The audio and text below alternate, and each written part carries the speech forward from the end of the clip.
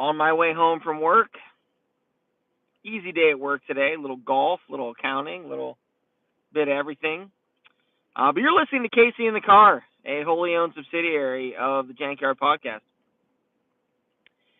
And I thought today would be a good day to talk a little bit about the new set, since it is, as of early this morning, I think, Becky, shout out Dijon and Skak. Skak, who got the cards up on Ashes.live last week, and Dijon, who puts the tireless effort into maintaining Ash Techie, giving us an online platform to play. Got that up and running, and I want to talk a bit about the new meta and where I hope it goes. As if you read the Discord, I've been a bit of a negative Nancy over the last couple of weeks. I did not really enjoy the Pact meta very much. I'm going to call it that because I feel like that's what it was defined by. A lot of Phoenix Tendant, Chant of Transfusion stuff, slowing games down to a bit of a grind quite a bit at a time. And not my favorite way to play Ashes. Ashes is still awesome, and I still love it, and we'll still play it if it's like that, but it's not my favorite way to play. So what I did quite a bit towards the end of that meta was try and play decks that don't play on the battlefield, because I was getting frustrated with both games taking a long time when they were battlefield trade oriented, and also losing games that are battlefield trade oriented. I don't feel like I play a great. I don't feel like I play. My style is great for battlefield type games. So when those games happen and when that's kind of the meta, I feel like I struggle. Probably why I don't like that meta. But I played a lot of mill stuff. I played some Leo Turbo Mill quite a bit. A deck I really love, by the way, and I'm afraid it gets hurt a little bit in this next meta, but we're going to see about that. I'm going to keep trying to play it because it's a deck I really enjoy playing. But something else that I've played very recently, who I think is positioned very well going into this next meta, is Saria.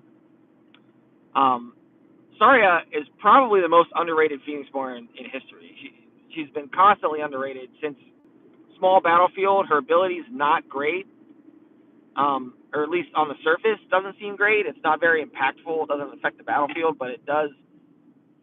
Excuse me. Jeez, I guess we need to eat something. It does mill, and it does draw a card and widens her options.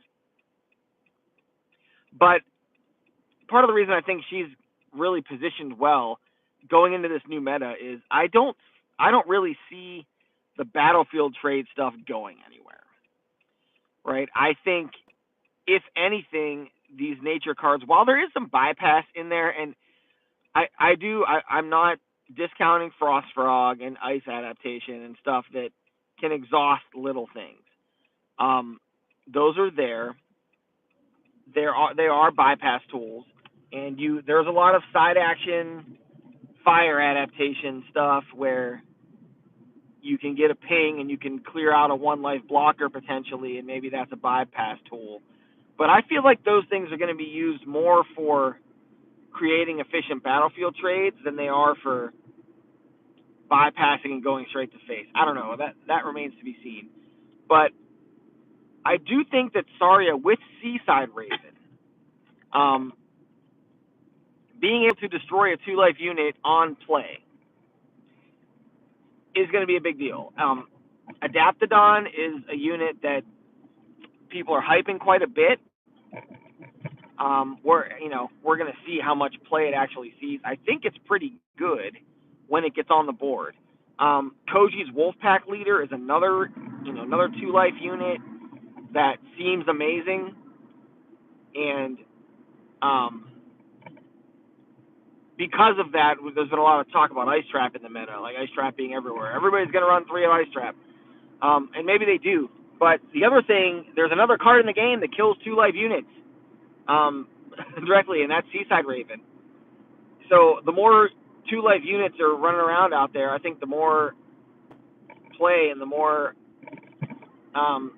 usefulness Seaside Raven's going to gain. So I do think I like Saria with, a built-in pressure point on her Phoenixborn card, right? A built-in mill pressure point right there on her Phoenixborn card in Heart's Pool. And playing some Saria and adding in some of that mill kind of backup, I think could be really good into this meta. So I'm kind of excited to play some Saria. I've been messing around with my dual Saria, which is Charm and Divine.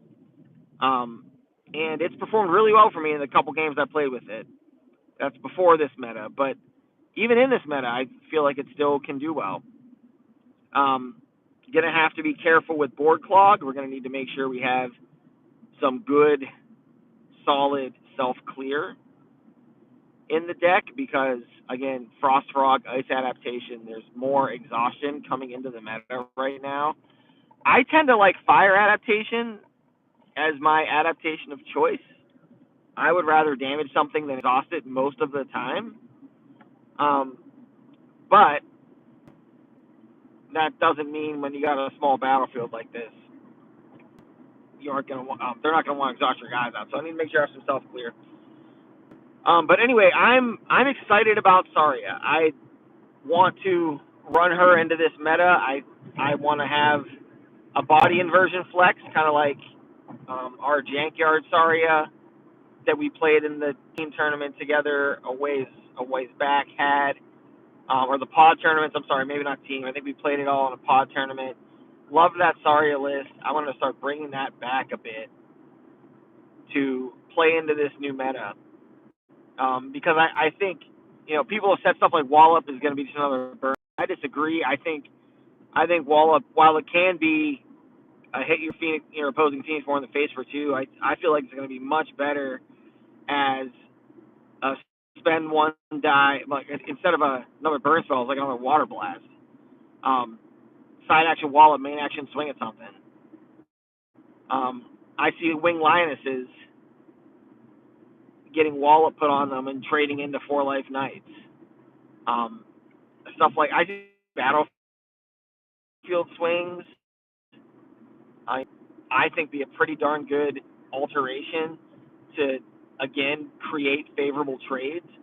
It gives you a life and an attack for 1 as a side action speed, and that's really good. That's kind of 2 die and a half. Like it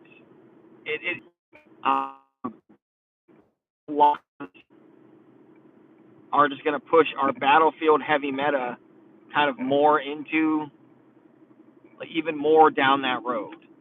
Maybe we'll see some bypass. Maybe we'll see Frost Frog and Shattering Fist and some of these cards that can either exhaust stuff or destroy stuff at side action or reaction speed. Like, maybe those things create some more bypass, and we see some of that getting around the battlefield at Clog. I don't know. But my gut tells me it's going to still be heavily based on the battlefield, and I'm going to make sure that I've got some pressure in my deck to not have to worry too much about that trade stuff. And I really like Saria in a position to take down some of these beefy 2, or well, not beefy 2 life units, but just kind of strong